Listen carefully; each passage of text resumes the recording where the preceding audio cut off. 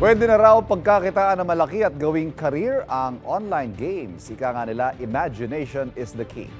May unang balita si Dano Tingkungko.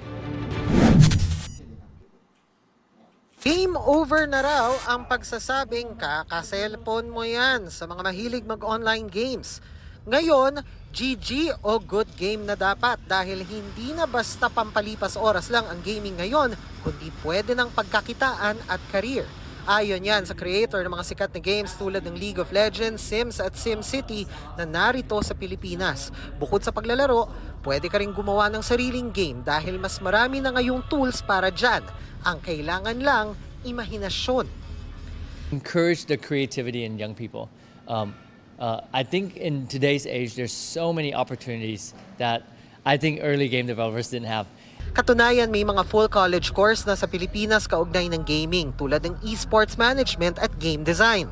If you're young and you have a lot of pressures to do this, like I would really, for the parents, I would say to the parents,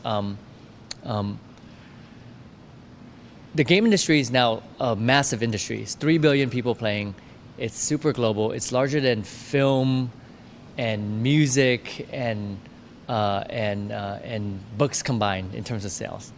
It's a $250 billion industry. Sa mga Pinoy na gustong sumabak sa career na yan o bahagi na nito, gustong ipakilala ni Wu ang bagong platform for game creation na dinevelop niya at ibang veteran game creators sa likod ng Street Fighter, Resident Evil at Monster Strike. The platform just allows you to have more ownership over your assets. Because it's on chain, it lives forever. Even if developers stop servicing the game, as long as community is there, the service goes on.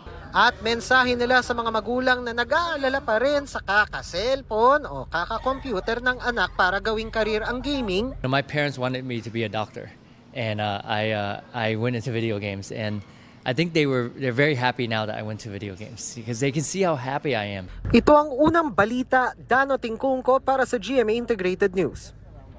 Kapuso, para laging una ka sa mga balita, bisitahin at mag-subscribe sa GMA Integrated News sa YouTube. Sa mga kapuso abroad, samahan nyo kami sa GMA Pinoy TV at sa www.gmanews.tv.